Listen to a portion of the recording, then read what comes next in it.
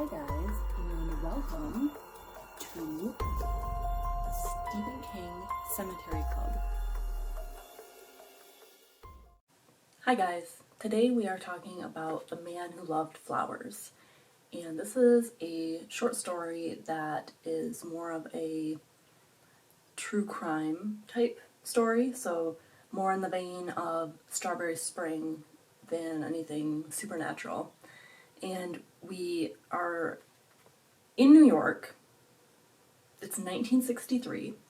It's spring, so it's May of 1963. There is a young man who is walking down the street, and there's an old woman who just has this really positive feeling, the way you get when someone is just exuding happiness, and it makes you happy because it's kind of contagious. So there's this smartly dressed man walking down the street. The old woman sees him, thinks he's in love because he's so happy, and he's just emanating this glow. There's a great line in here, quote, "Spring is the only season when nostalgia never seems to turn bitter," page 291. And I really like that because I'm a very nostalgic person, so I find that to be kind of true. So this man passes by a little flower stand. There's an old man who's selling flowers, and he is listening to a radio, and the radio is just kind of giving us a whole bunch of background information about the horrors of the world. There's a war going on. There is a murderer on the loose who kills people with a hammer.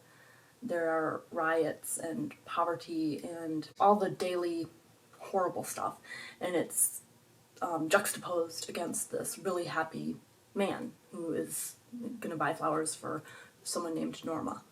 So he buys flowers from the old man. Quote, "He reached into his coat pocket and touched the something in there again. For a moment his face seemed puzzled, lonely, almost haunted, and then as his hand left the pocket it regained its former expression of eager expectation." Page 292. So we have this slight break with his previous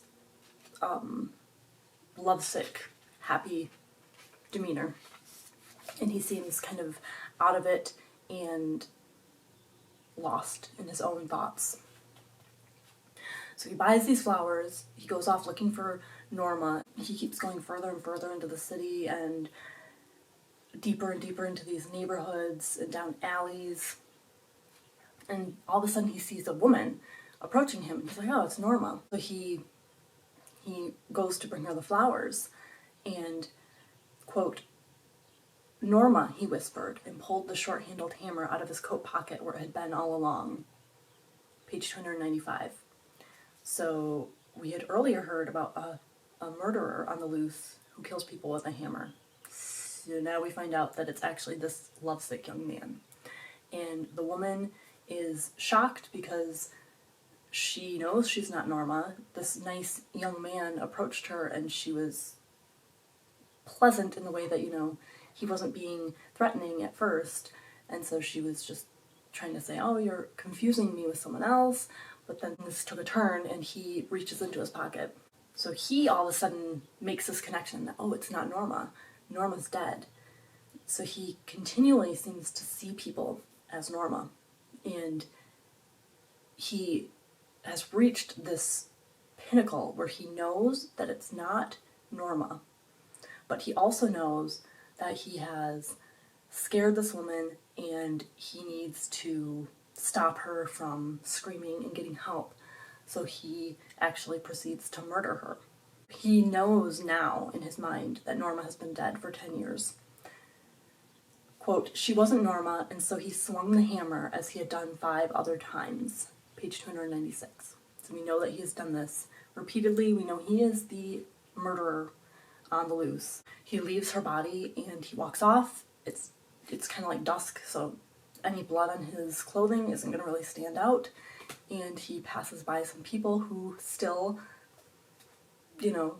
are jealous of the way that he is kind of lovesick. And it's just such a great commentary because it is that whole thing where you don't know what is going on with people. You might think you do. You might think that you want their attention or you want to be with someone like that, but you have no idea the depths that lie in these people. And so it's a good commentary, and it's unresolved because he realizes that that's not Norma, but now he slips back into the he's still looking for Norma.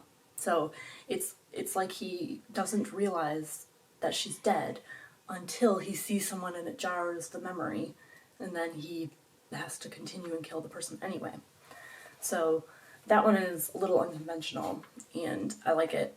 I do like the idea that, you know, everyone wanted to either feel the way that this guy was feeling, or they wanted to be on the receiving end of the way this guy was acting. And if they really knew, they wouldn't want anything to do with him. So that was The Man Who Loved Flowers. Have a spooky day.